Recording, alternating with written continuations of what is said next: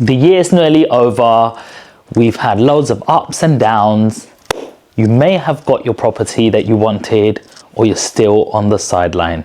Well, in this video, I'm going to be talking to you all about the lessons that you need to know about on this journey of property. I've been in the property industry for over 20 years now, and I've learned many different things. You see, never did I think that I would be sitting here in front of you talking about property as a millionaire, because at one stage in my life, I was actually working in McDonald's. That's right, flipping burgers, being pushed around. You're not good enough, get on grill side, go on chicken side, go and serve the customers, get back off break. Never did I think that I would be a millionaire, but through continuous hard work and perseverance, I've been able to get there. And in this video, I want to teach you all of the lessons that I've learned that you can implement today. The main key takeaway that I want you to know is that if I can do it, so can you. It's all about your mindset. That's right. The very first point I want to talk about is, how are you looking at property? A lot of us just see the glitz and glamour. And if you want to just get rich, then click off this video right now, because property is a very long-term game. Yes, you can make a lot of money from property, and you can, in a boom, make loads of profits. I want to speak to you about is mindset. That's right. When you're dealing with property, it's actually a very long-term game. Everybody talks about, I want property, because they just see the money. But that money doesn't come straight away. You need to make an investment in terms of a deposit, solicitor fees, stamp duty to the government. And it takes time to get that money back in slowly. But that's not forever. Things happen over every single decade. You get booms and you get busts. And in every single cycle, you're going to be able to make money. And if you buy right when the market's down, then you'll be able to profit later on. So always have that long-term thinking. My very first property wasn't exactly where I am today. It was the financial crisis in 2008, and everybody was selling their properties. And I was the only one turning up for a viewing. Property prices were 210, 220, and I was actually putting offers in for 180. But you know what?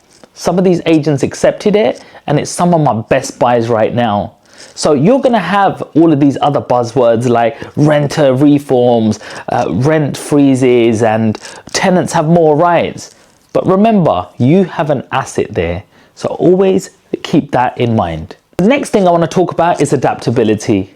That's right. You always have to adapt. In business, you obviously have to keep up with market trends. You know, you'll have different customers walking in, different age groups, things come in fashion, out of fashion. And the same thing is with property. You have different market conditions all the time. So you'll have to weather the storms. The next point I want to talk to you about is teamwork. Property isn't a game that you just do by yourself. It's not you against the whole world. It's actually a teamwork. Why is that? Well, when you're dealing with property, you're going to need gas men, electric men, people who check the insulation. You're going to have construction people there, people who do your building works. And you also have people called estate agents. Now, I know you might have come across some bad estate agents, and we all have, but there are some good ones, and they're part of your team. They are part of your money-making strategy.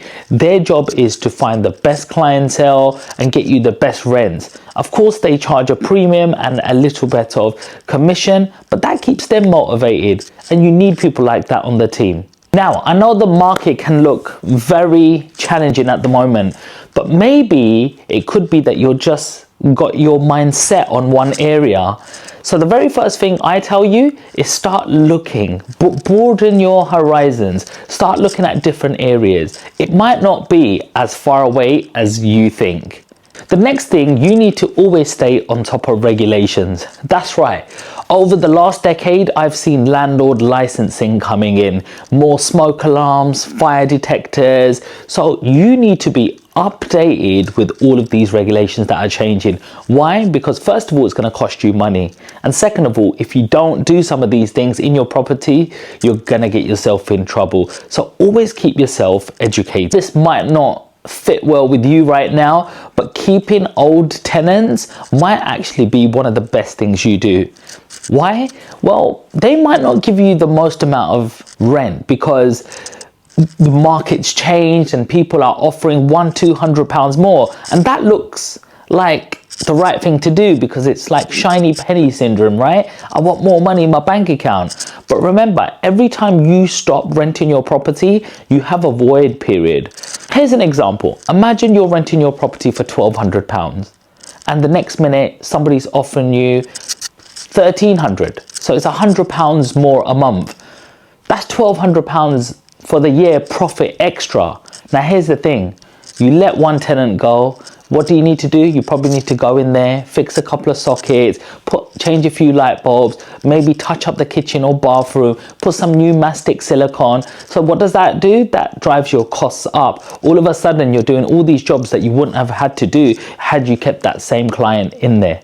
Now the next thing is, all the time that you're doing all of these building works, you're not having anyone paying you rent. So just 1 month's rent lost of £1,200, it's your new profit of £100 for the whole year gone already. So what have you actually really achieved?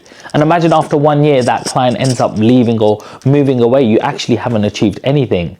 So sometime think again on the long-term things and think of tenant retention and how you can keep them happy and how that relationship works well with each other. I want to leave you on this final point. Success is a marathon. It's not something that's just overnight. I can tell you that first of all. I worked in my dad's corner shop from the age of 8, learning VATs and markups, stock rotation, and how to talk to clients and customers walking in.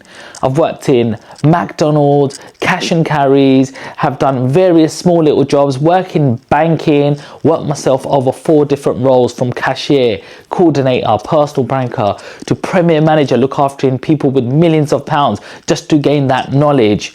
And you only need one really good year where you've saved up money and you use all your knowledge to start attacking the property market, and very quickly you can become financially free.